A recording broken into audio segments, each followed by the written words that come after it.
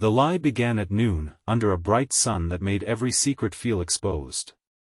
By the time I parked outside my parents' house, my hands were gripping the steering wheel so tightly my knuckles had gone white, and the woman sitting beside me was wearing a wedding ring that did not belong to her, a soft smile that fooled the world, and a silence that scared me more than anything my family could say.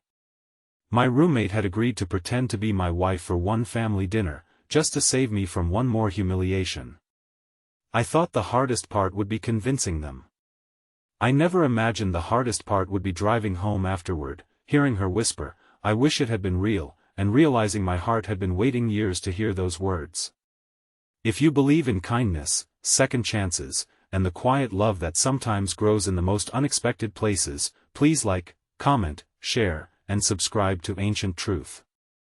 Your support helps stories like this reach more hearts that may need them today. My name was Callum Vey, and for most of my adult life, I had been very good at disappointing people politely. I had a stable job at a small architecture firm, a clean apartment, and a habit of telling everyone I was fine even when I woke up with a heaviness in my chest. My parents lived only 40 minutes away, but every visit felt like walking into a courtroom where love came with questions, comparisons, and silent verdicts. My older brother had a house, 2 children, and a wife who remembered birthdays. My younger sister was engaged to a doctor. And then there was me, 32 years old, unmarried, renting an apartment with a woman my family had never met properly, and carrying the invisible label of the son who was almost successful but not quite complete. My roommate's name was Maren Vale, and she had entered my life during a rainy weekday when I found her sitting in the hallway outside our building with 2 suitcases, a broken umbrella, and mascara smudged beneath her eyes. Her sublet had fallen through, her phone was nearly dead, and the landlord had mistakenly given her my apartment number. I should have walked past, but something about the way she tried to smile while clearly holding herself together made me stop. 2 weeks later, after a background check, a cautious conversation, and a desperate search for affordable rent, she became my roommate. We were strangers at first, divided by schedules and shelves in the fridge. Then slowly, gently, we became the kind of people who noticed when the other had eaten too little, slept too badly, or smiled too late. Maren was not loud with kindness. She did not make dramatic speeches or pretend to fix things she could not fix. She simply left coffee on the counter when I had early meetings. She watered the basil plant I kept forgetting. She listened when I came home after my father's birthday dinner and laughed bitterly about how my mother had asked whether I was still waiting for life to begin. Maren did not insult them. She just sat beside me on the kitchen floor and said some people only understand love when it looks like achievement. That sentence stayed with me for months. The family dinner invitation came on a Wednesday afternoon, glowing on my phone like a warning. My mother had written that my aunt and uncle were visiting, my brother's family would be there, and I should bring someone if there was someone to bring. The sentence looked harmless, but I knew the meaning underneath. It meant they had already prepared the questions. It meant they were ready to discuss my future like a damaged house that needed renovation. I stared at the message at the kitchen table, and Maren, who was slicing oranges by the sink, noticed my face change before I said anything. I told her it was just dinner, but she knew it was not. She had heard enough stories by then to understand the pattern. I joked that maybe I should rent a wife for one evening, someone charming enough to stop my mother's pity and convincing enough to make my father stop calling me unfocused. Maren laughed once, then grew quiet. A minute later, she turned around with orange juice on her fingers and said she could do it. At first I thought she was teasing, but her expression was calm. She said we already knew each other's habits, we shared an address, and no one would question it if we kept the story simple. I told her it was ridiculous. She told me so was letting my family crush me every time I tried to love them. The plan should have felt absurd, and it did, but desperation has a way of dressing bad ideas in hope. We decided we would say we had married quietly at City Hall 3 months earlier because we wanted privacy. We would say we had not told anyone yet because we were waiting for the right time. Maren found an old silver ring from her jewelry box that fit her finger well enough. I wore my grandfather's plain band, the one my mother had given me after he passed, because I had never been brave enough to sell it or sentimental enough to wear it. When I slid it onto my finger that morning, something unexpected tightened in my throat.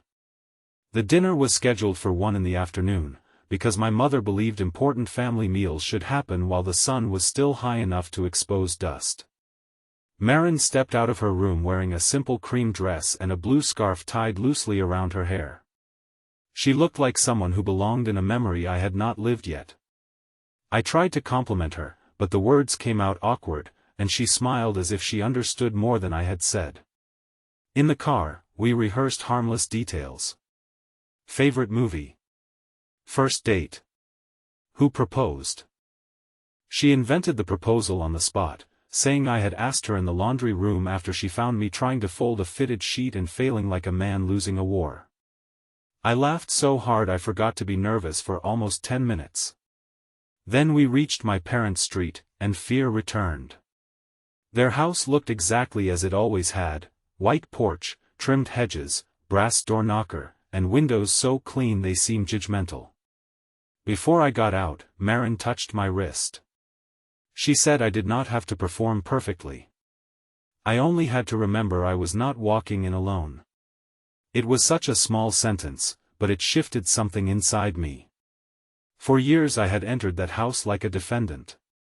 That day, with Marin beside me, I entered like a man with someone in his corner.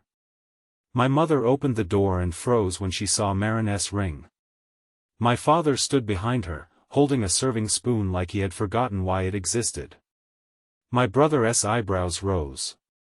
My sister covered her mouth.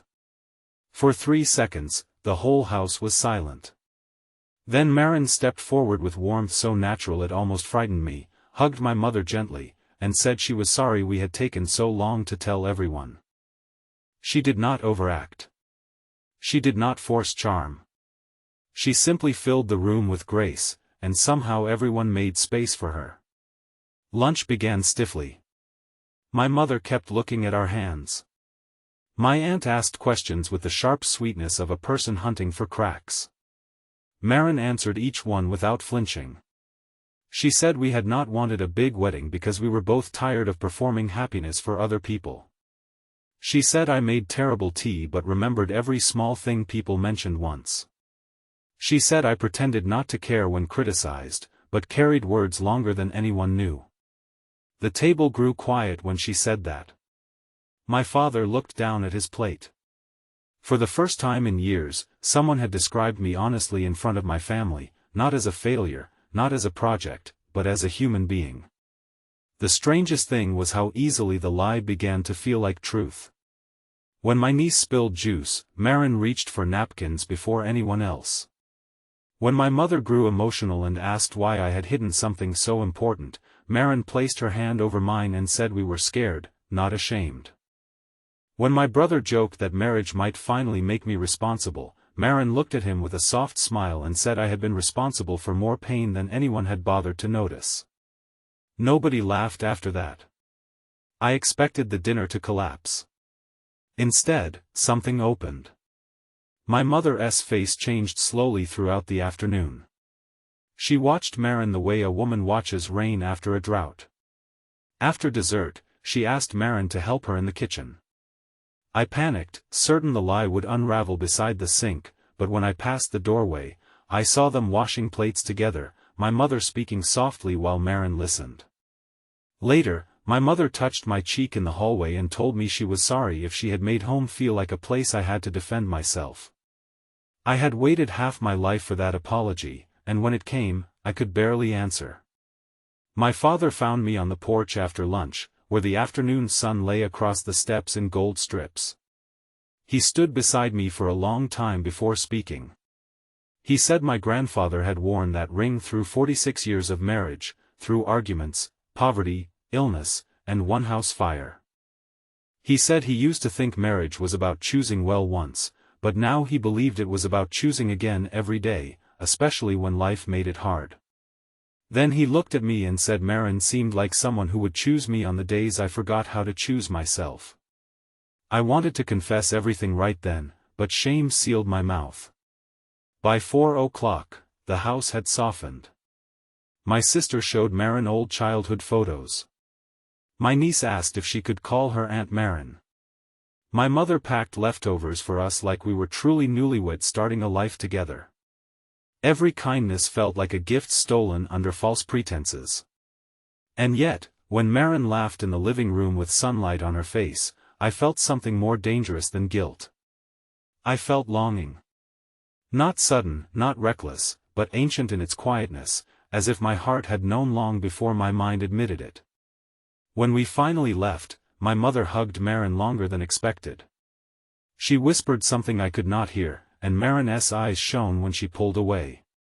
In the car, we did not speak at first. The road home passed through bright afternoon streets, past children riding bicycles, open shops, and trees trembling in the warm breeze.